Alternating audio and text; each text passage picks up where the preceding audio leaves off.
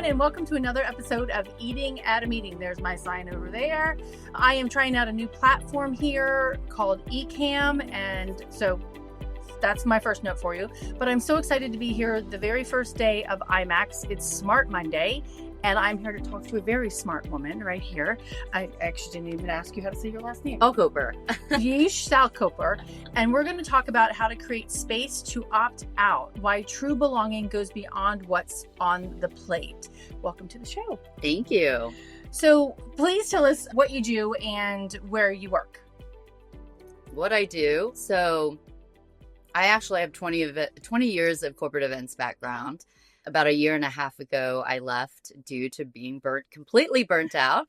I know a lot of people can relate to that. And really, this journey started with parenting my neurodivergent son. About 4.5 years ago, I started to notice challenges and struggles that I didn't have the answers for. And so it just took me down this completely different path. And so now I'm in the neuro-inclusion space, and obviously having spent so much time of most of my life and career in the events industry, it made sense that I brought this new lens of understanding humans through a neurodivergent lens to our industry. And so I'm really excited about being here with Tracy today because I actually talk about neurodiversity in a lot of different contexts. Mm-hmm. I think in contexts that a lot of people assume we talk about.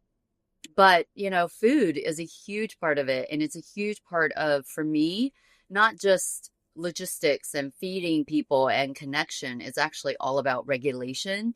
And so much of what I've learned through the neurodivergent lens is actually how important our nervous system is to how we end up being able to show up as human beings and being able to connect, to learn, to be able to be ourselves. So yes, I am really excited to be in this really tight little cube. Exactly. We are literally like all over each other, but it's amazing, and excited for what we're going to talk about today.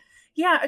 So a couple of years ago, I interviewed a woman who posted on LinkedIn about being neurodivergent. She's an attorney, and it was about drinking, but it has so much more to do. And she mentioned too, like the food and beverage aspect of it, because you think you want things in place in specific places, or some depending on what diversion neurotype is. Thank you. Food might impact you a different way. Yeah. Can you talk about that? Absolutely. I think the way that we historically as an industry has thought about food is at the event, how are we feeding our attendees? How are we nourishing them? How are we creating experiences to connect them, right? Like networking oftentimes is around meals. To me, the way that we need to think about food and neurodiversity and events is, how do we understand these people as individuals, and what are their biological and physiological needs that start before they even ever show up? And so when you start to think about design from that perspective, you start to understand that, okay, different individuals have different needs. So we can't create one menu for everybody. Right. I get it. Scaling is one of the hardest things that we all encounter. We have so many great awareness and solutions, but then we think about it and we're like, well, I still have to feed 10,000 people. How do I do that without having to personalize menus for everybody? And so the way I think about it is, and what I've discovered in the past year and a half, and maybe even longer, 4.5 years, because once I realized my son was neurodivergent, I was diagnosed with ADHD about 1.5 years ago. So I've been able to really make sense and connect the dots to my experience as a planner and also as an individual. And so now I realize what we need to think about is, well, how does that person, how do they feel comfortable being in this meal space? Do they feel like they belong because they have options? Right. Maybe they have special dietary needs, right? And this goes above and beyond just like, oh, I have an allergy or I have a sensitivity. This is, what does my body need? How do I find comfort in the things that are familiar to me when I'm wired in a way where everything feels unsafe or everything is already harder for me to navigate? Another thing I think about that is related to food is even like some people who may not have the social skills, who are neurodivergent, they show up and then they have to find somewhere to sit and they have to figure out if they didn't come with anybody, right? So when you think about the energy levels and the efforts that a neurodivergent individual has to go through just to have a meal, there's a lot of things that can drain the energy and then make it feel really unsafe even to be in that space, much less eat the type of food that potentially you can't eat. Right. And so when you start to think about that, there are all these layers of complexity that I think reveals for us a blueprint for how we should think about food very differently, right? Above and beyond logistics and an opportunity for people to connect. Well, and picking, I want the Mexican meal today and I want the deli platter tomorrow, right? And just putting that food out. It's so much more than that, like you said. So are there tips and tricks that you have that you've seen in ordering food for a large contingency of people to meet these needs, to help individuals across the board?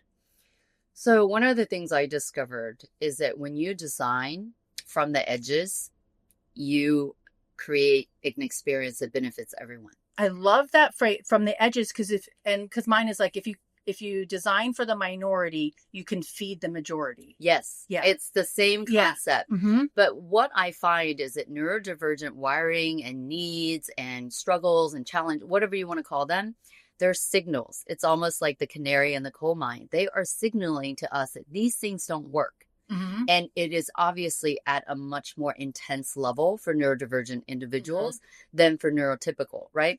There might be an individual who's neurotypical, doesn't have any of these issues. That's great. I'm glad they can navigate this experience more regulated and not drained. But if we design something for the neurodivergent individual who will be drained by this and will struggle, then we are helping them create a completely different experience. And then when you think about it, that neurotypical person, they're going to gain back energy that they actually didn't even think they needed to use. Oh, I love that. Yeah. Right? They're like, oh my gosh, this is great. I love having options. I could have done without options, but the fact that there were, oh wow, and there are whole foods being served. Like, there's whole fruits and there's like vegetables and I can see what the labels are. So it's very clear to me. I don't have to second guess. Oh, actually, I know this is really good for me, like protein heavy. I'm huge on protein. Ask David Stevens about this. But protein is such a nervous system regulator. And I get it. From Event's perspective, we sometimes are at the mercy of a budget and logistics and what's easy to serve on a mass scale.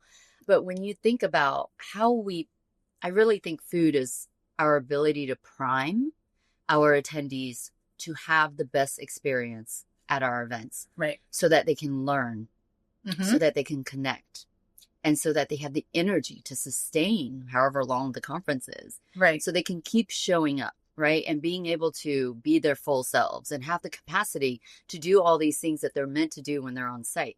And so when you start to think about food as a priming agent, it completely shifts like how we see it as a means to an end or, or just another networking opportunity. So that's why I think if you design from the edges, right, you benefit everyone. Because I don't know anybody who's going to complain that they had too many choices or that the food was labeled clearly or that there was whole foods being offered, right? So does that point make sense? It does. Well, it also reminds me of eating healthier is eating around the edge of the grocery store too. Yeah. Because that's where all the fresh food is. Yes. Instead of going into the middle with all the prepackaged processed foods, ultra-processed foods. So there's a couple of words that you've used in there: regulation, and what was the other one? The nervous system intervention. So regulation to me, in my context of food allergies and things, is laws. But you're also talking, I think we could apply that to the word law as the laws of our body. So can you talk about that, what regulation means in that sense?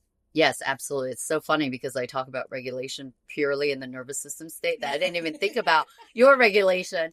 But I think you're right. And I think it's important to explain and give people language for understanding these sort of relatively new terms, because then we can make sense of it and then we start to understand why it's important.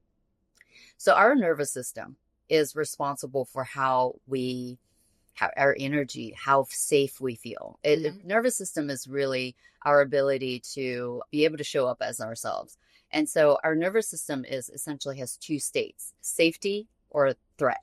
Okay. This is a survival system that our ancestors have had in order to stay alive, so that they didn't get eaten or so they didn't get killed. And that nervous system is grounded in how do we survive? We do Okay. things that make us feel safe, make us feel comforted, right? That are familiar. And what is unsafe are things that make us feel uncomfortable, stressed out, Right. anxious, right? Mm-hmm. And so when you think about nervous system, everything we do above and beyond just food we need to help regulate it in order to be able to do the things that we need to show up authentically. Right. And so from a food perspective, regulating that is just one aspect of it. And because foods are not all created equal, and right. we do need certain foods to help us regulate our nervous system. So when you think about it, to me, it's like one strategy in a multitude of strategies that we need to regulate our nervous system. So when you eat foods that make you feel safe, and you don't have to go out there and like find the right foods, make sure there aren't ingredients that are harmful for you, and then making sure that you're not in an environment that makes you feel unsafe or feel like you can't be yourself. Right. That's all dysregulating. And so that's why when you design food and you design that eating experience and you design choices and options, you are creating safety. Well, and I love that because a couple of months ago during Food Allergy Awareness Month, I interviewed Amanda Whitehouse, who's a psychologist, and she was talking about the exact same thing. And so we have to design so that we're helping our attendees feel safe no matter what. And you've mentioned a couple of things that to me go into the same context of food allergies and other dietary restrictions, labeling, right? And providing options, because I posted something. It says, hey, don't make sure, I was posting about in my newsletter. I sent a newsletter out, and make sure the vegetarian option is not the guacamole or the condiments, right? But providing options, because those are just ways to make people feel included in that meal function. Yeah. So many different ways. We talk about people feeling seen as a safety thing, and offering the food choices and the things that everybody might need is making them feel seen. Wow, right. You're accommodating my needs, right, without me asking for it, right? Exactly. Yeah. And another thing that you mentioned that I kind of want to touch on is right now, food restrictions, dietary requirements, or allergies are all around a very imminent threat. Right. Like, hey, if you eat that thing, you might die. Right. Or you eat that thing, you're going to break out in hives. Right. And the difference between what we're solving for and thinking through a neurodivergent lens is this is not imminent. You don't see it on the surface. Right. But underneath, it's doing a lot of damage. Right? So because we can't see what we can't see, we can't name it. And because we don't name it, we think it's not something that we need to address. Yeah. It's not a problem. Right. And so this is essentially the core of my work, is that I really truly feel neurodivergent brains and wiring and needs and all of these things. It's a signal for people to start paying attention to things that we might have not realized really mattered before, but over time, it is so important because we're talking about human thriving and human connections and all these things that we're trying to achieve that is built on feeling safe. Right. Having food choices. So based on your lived experience, your personal experience with your son and you, how have you seen food in thinking through this and providing these options, a difference in him and a difference in you and in your attendees? I mean, it's changed our lives. Yeah. I biohack now. Okay, because what does that mean? So biohacking essentially means that you test various things to see if they work for your body or not. Okay. And so you're essentially personalizing nutrition, diet, exercise, well-being. I mean, it's not just food and exercise. It's also mental health, so many things too, right? Right. It's essentially understanding what you need as an individual and then creating solutions around your unique needs. And so complete opposite of one size fits all. Right. Everybody, I'm not trying to knock on people who give really good, healthy advice on, these foods are healthy for you. Even healthy foods can be harmful for somebody who is biologically and physiologically not wired to be able to receive that in a healthy way. So my son and I both have histamine issues. Okay. We just thought we had a lot of allergies and come to find out, when we've done genetic testing, so I actually have insights and data that we use to kind of customize. And we work with professionals, by the way. I'm not doing this on my own. We work with naturopaths who take a more holistic and integrative approach. And they help guide us on thinking about what do we need? What do we need to test? What are our deficiencies? There are 2 D words that I love that has sort of guided our biohacking experience. And it's deficiencies and detoxing. Okay. The reality is our world today is full of toxins. Yes. We are getting them from every which direction, not just what we eat. Yeah. Not just what we eat. We're sitting in a box full of toxins right now. Right. Yeah. Exactly. But so that's why detoxing is important. There are some things that we can't control. What we can control is what we try to eliminate from our bodies, right? You can accumulate these things, but there are ways to get rid of it. How do you optimize your body then to get rid of those things? You eat healthy, and you eat foods that are naturally detoxing. You ensure that you don't have deficiencies that prevent certain pathways from taking place in your body that helps you optimize your health, your detoxing and breaking down nutrients, because supplements are great, but they're one size fits all typically. And then you take these supplements and you're like, well, why isn't it working? Well, because you took something that was created for everybody, and your body is not for just like everybody. That makes sense. And so what I've seen in my son, especially, and more so in him, because it was so extreme, was incredible behavioral shifts. Oh, wow. And what we realized is all these toxins that he couldn't get rid of in his body, and he does detoxes now with me, obviously monitored with the naturopath. Right. And the toxins that were in his system were neurotoxic. Wow. They were literally affecting his brain. Interesting. And so when you think about behavior, when you think about all these things that neurologically is responsible, and nervous system wise is responsible for how you then react and respond and how you act, all of those things shifted because we started addressing things at the root. Right. And I started with him because there was an urgency in supporting his needs. And then I saw how effective it was, and I started working on myself. And so he and I are on, because genetically we're quite similar, he and I are on very similar supplements and nutrients and lifestyles and diets and detoxes. My younger son is more like my husband, so he doesn't even eat the same things as us. How do you manage the making dinner then? I spend a lot of this is why I have to quit my job, guys.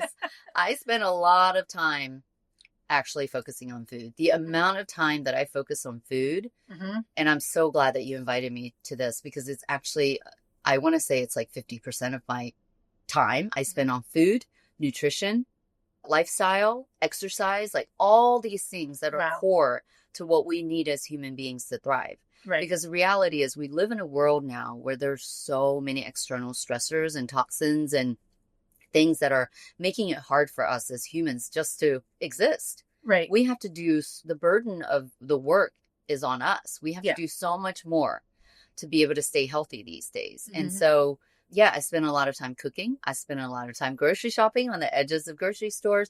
I actually go to multiple grocery stores to source what I need.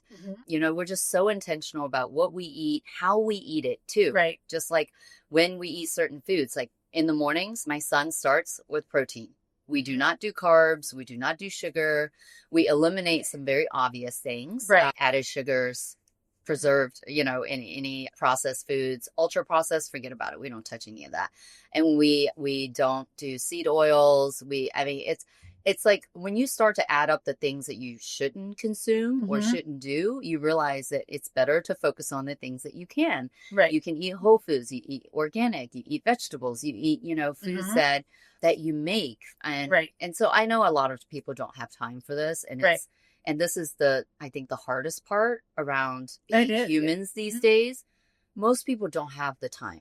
Right. Nor the resources, nor the capacity to be able to do what I do. And this is why I'm like, my purpose is to translate this and turn this into ways that maybe other people can benefit from what I've learned.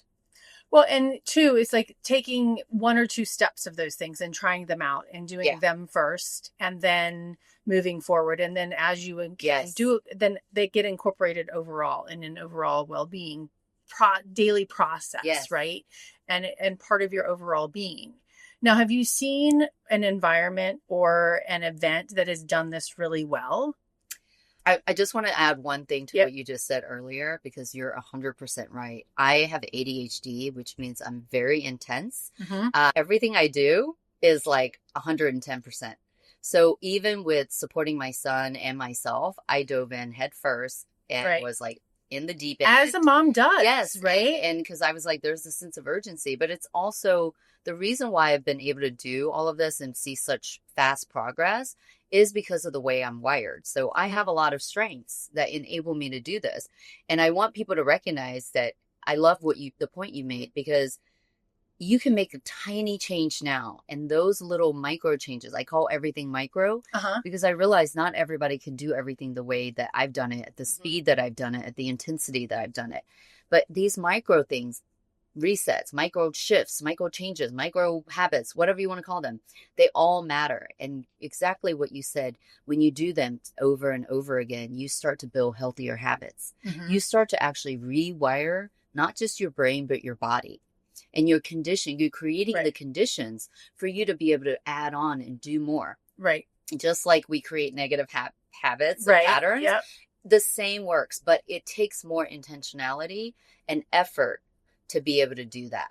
Right. Yeah. So IMEX is obviously huge. Right. I think they did a great job last year. I remember going to the snack section where they have all the snacks set up, and there were healthy options. There were like vegetables, right? There were whole foods, things that weren't fried or cooked or packaged or covered with sugar. Right. And it like literally makes me so happy to see that. Another event that really stood out to me is the Skift Meeting Forum. Yep. Last year at the Glass House.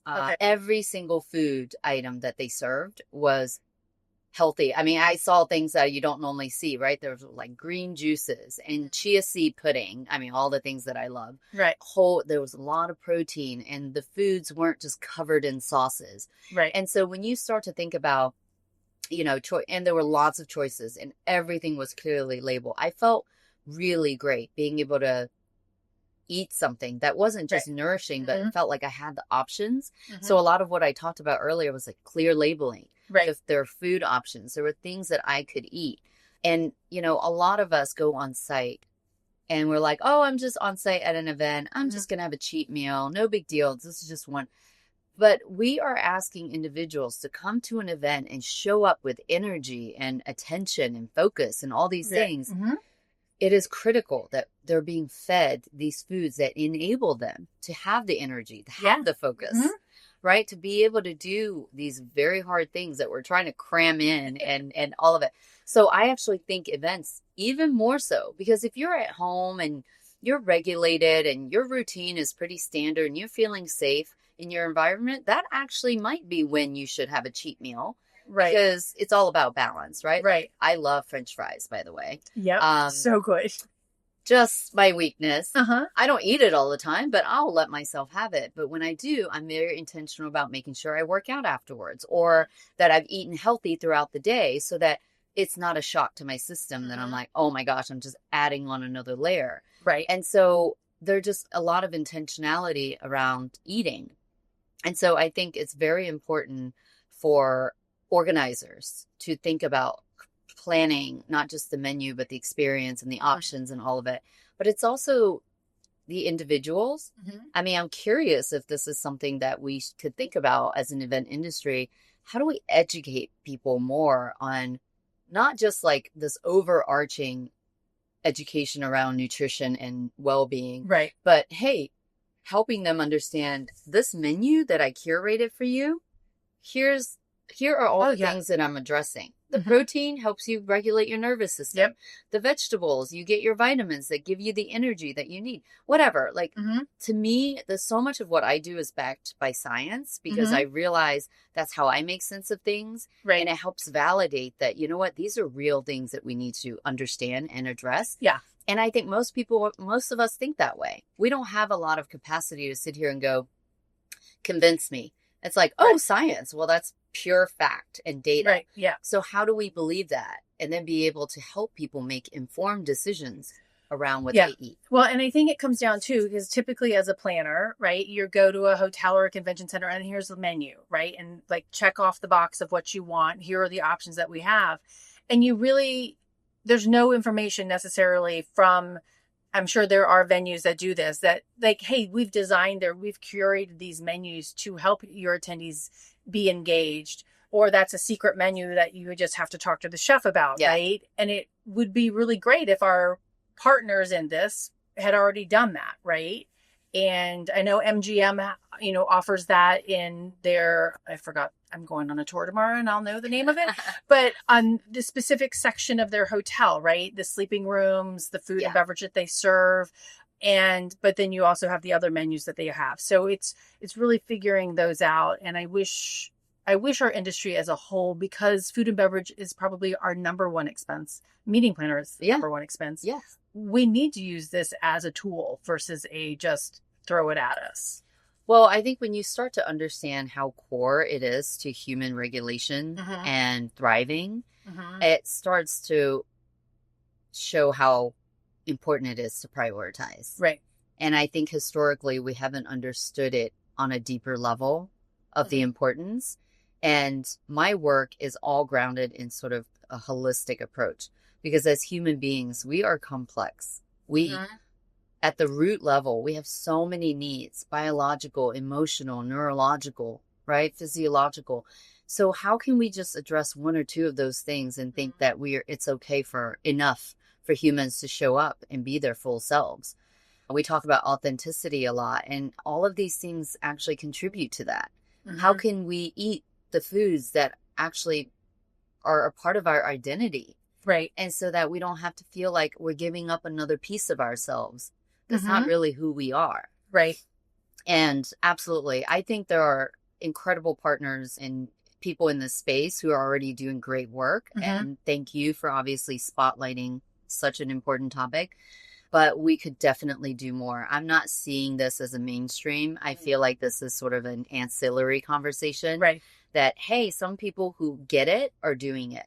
But how do we create almost like a model or a prototype for understanding what does neuroinclusion look like, feel like across everything that we design for events? And that's why now I coach and I consult and I help think about strategically like what we need to consider that we historically haven't. Right. And that to me is where the key lies.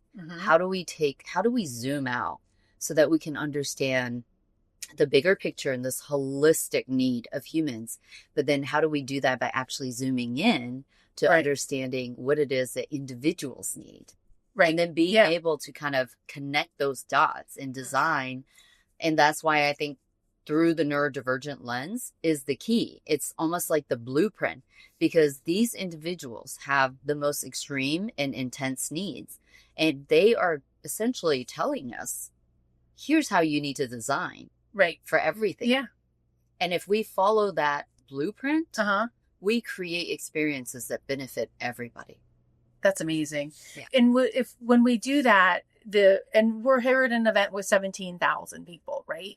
And no matter what the size of it, even if it's a 20-person board meeting, right? How can you help those people participate in that board even more, right? And thinking through those details. One of my friends years ago does lunch and learns for clients, and he, after talking to me, he sent different menus. He sent the vegan menu and the gluten-free menu and the regular menu to everybody to pick their meal. And one of the gentlemen was a new client, and he said, "Thank you so much, because I usually just eat the lettuce that's underneath the tomatoes, the leftover after the sandwiches," right? And that, to me, that's a neurodivergent, not only just a need as being a vegan or a vegetarian, but that's a neurodivergent need of wanting to participate. Yeah. And David just taking that one step of sending 3 different menus helped that person participate fully in that event. And he became not in that lunch and learn, and he became a good client. So, well, and what, you've touched on is he felt seen. Right. He was like, somebody cares enough about addressing my needs by giving me options. Right. And before, and if one of the things I'm hearing for what you just said is that individual never felt safe to ask for something.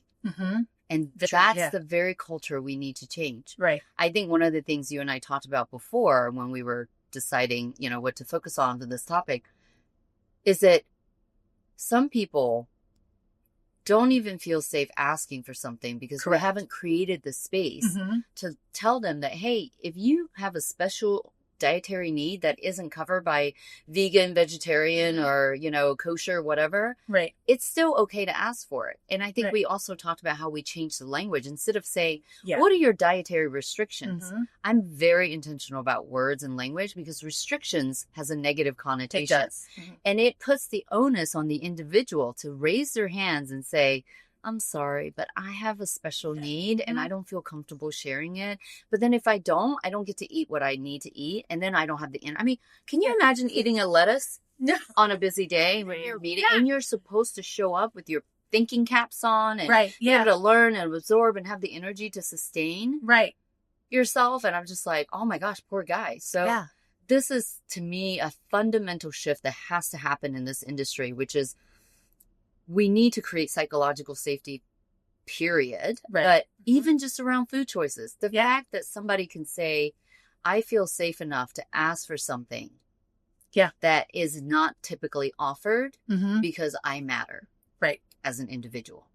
Well, so there's two things that come to mind on that so Tahira, who's in charge of programming for this, and her book that came out, not the most recent one, but the one before, but intentional design is really not only designing the event overall intentionally, but also looking at the food, being very intentional with what we're doing. And when you do that, you don't have to accommodate because you've already designed it for everybody to be there and thinking about them. And I lost my other thought. Well, I can finish your thought on the accommodations is another word I don't like. I know I don't like it either. My son has an IEP at school, and there are two options. You could get a 504, which is all about accommodations, and then an IEP, which is more sort of services and support. And the reason why I don't like accommodations is even with accommodations, the expectation is still on him to know what he needs, and to just help him in a few areas that doesn't really address his whole person. And so accommodations to me in the workspace, in the professional space, within an event, all these things puts the onus on the individual to say, I need to be treated differently. Yes. I have a special need. I have this extra dietary requirement, all these things. And that doesn't create belonging. That actually does the complete opposite, right? So you're making somebody feel like they are different again, but in a way that could be harmful. And so I agree with Tahira. When you design intentionally and when you design from the edges, what you create is these things that really support the individuals who need it the most. And then, like I said, benefits everybody else. Right. Because you're never going to, I'm going to use a food allergy thing, but you're never going to know that there were peanuts eliminated from the menu, right? You're never going to know that pineapple was completely eliminated from the menu because you're allergic to it, right? Right. And it's not going to impact your experience because that was eliminated from the menu because of someone else's need. Right. And it's just not there. And instead you're like, oh, wow, I got this really healthy, healthy whole food options. And it's not deep fried and coated in sugar and all the sauces. Exactly. Well, and I just remembered the other one was, so there was a conversation on a Facebook group 2 weeks ago about making dietary restrictions available, but even just physical disabilities, how do we plan for them? And I wrote this wording in there, and because wording does matter, and it says, how can we help you fully participate in this event? Please check below how we can help you fully participate, right? And it was visually impaired, hearing impaired, dietary needs, whatever it is. And then we do need to follow up with those people. Yeah. And walking here today, this completely off the mark here, I was walking down the sidewalk, and coming up right in front of the hotel is this big orange barrier across the sidewalk. And to the left was the street, which is Las Vegas Boulevard. And to the right was gravel or big rocks. And I'm like, how is somebody supposed to get past that if they have, utilize a wheelchair or can't walk? I don't want to step in Las Vegas Boulevard, right? Yeah. But that's the same kind of barrier that we put up when we don't label and when we don't plan intentionally design our events. So there's an example that we hear often. It's called universal design. Yes. And universal design, the example that most often comes up is that when wheelchair ramps were created, were built, it benefited not just people who were in wheelchairs, but moms with strollers, or people who had shopping carts or anything with wheels that was easier to take up a ramp. And so that's why universal design is so important, because when you design for the people who need it the most to ensure that they have a similar experience and accessibility, you end up benefiting all these people that you may not have even realized needed to benefit. And so that's why designing from the edges, like some of these individuals might not have dietary requirements and might not realize that they need to eat more protein, but when they do, they feel better. Right. And then they are also going to benefit from the nutrition and the whole foods and all of it that's going to enable them to even learn and engage and be able to have the energy too. And so what's the downside to that? Right. So we kind of level set for the people who need it the most. And then we actually amplify and accelerate, amplify kind of the things that people were already doing fine with, but then we just make it better. And so there's really no downside to thinking about universal design and designing. Universal design is great, but I do feel like the neurodivergent lens needs to precede the universal design because it gives us the blueprint. It's like, hey, how do we design for the extreme needs? And then we view it and execute it through a universal lens. And then the benefit is for everybody. That's awesome. Okay. I have a couple of rapid fire questions that I'm going to ask you. Where did my little list go here? Okay. Coffee, tea, or water? I don't drink coffee. Tea has a nutrient called L-theanine in it, especially if it's green tea. And that is actually calming. Okay. And so for me, I'm always going to pick tea. Water is absolutely necessary for hydration. Sorry, you're never going to get any rapid answers out of me. Water is absolutely necessary for hydration, but it needs to be fortified with minerals. And so we are just drinking all this water, and water is not created equal. And so tap water can have harmful stuff in it, toxins. And so I think if it's the right form of water, it can be nourishing, hydrating, all these things. Right. And I think green tea would be amazing. It has L-theanine in it that really helps everybody. And coffee can help with cortisol levels in the morning, especially. And so people who are drinking like 10 cups of coffee, maybe. So it's all about timing. But I think I can't say one answer because I think universally and I think holistically and I think about everybody. And so like somebody could benefit from coffee. But me specifically, I always pick water. Okay. Yeah. All right. Awesome. What's your go-to comfort food when you need peace? Comfort food. Oh, I'm Chinese. It's always noodle soup. Noodle soup just brings me home. It's familiar, right? Oftentimes, not ramen noodles, or it could be any noodle soup. Okay. It could be ramen, whatever. But it's the comfort factor, and it goes back to our nervous system. What makes us feel safe? Right. And oftentimes, if you start to think now about what foods bring you comfort, there's probably some sort of safety associated with it. Right. Awesome. What's one small action that a planner could take tomorrow to help guests feel they belong? I think empathy applies in so many different ways, not just to how somebody else is feeling, but also what somebody else's needs are. So I think as a planner, one of the biggest skills and tools that we can have is using our empathy to understand if I'm designing something for someone else, what may they need that I haven't considered? Because oftentimes, because of so many external factors, we tend to design through a tunnel vision because we're like, okay, I need to meet the budget, timeline, venue, blah, blah, blah, all these restrictions. We almost start reacting from there. And I think to be truly proactive, we have to take a zoomed out lens and think, how do I design for individuals who have a variety of needs? Right. And that to me is only possible through an empathy lens, right? Like truly understanding, and also through a human lens. Yeah. What does another human being need? And how can I create that for them? I love that. Thank you. All right, final question. Finish this sentence. Okay. Every meal should. Every meal should have protein. It really is. I start every meal with protein because a lot of the crashes that contribute to, a lot of the foods that contribute to crashes is sugar and carbs. Mm-hmm. And sugar and carbs are not necessarily bad for you. We all know we need a lot of carbs for energy, right? So I'm not saying cut out carbs, but I'm saying eat it in a very strategic way. Eat your protein first, then your fat, and then your carbs and whatever it is that you need. And so there you go. Thank you. All right. Well, I am putting up your website on here, but is there any other way that they can get a hold of you? Everything is on my website. Okay. I would encourage you to check it out. There are all kinds of amazing information on there. And I will start finally writing a blog where I will dump everything that's in my brain onto something where people can access and be able to refer back to. Okay. And her website, for those listening and not watching, is NeuroSpark Plus, spelled out, .com. So neurosparkplus.com.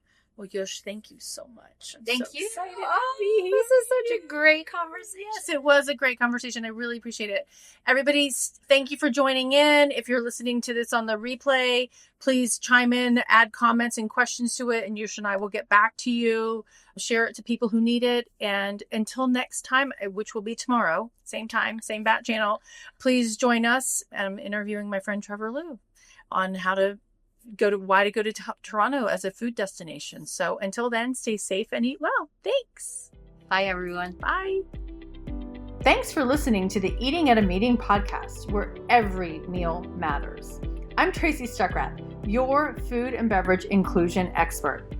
Call me and let's get started right now on creating safe and inclusive food and beverage experiences for your customers, your employees, and your communities.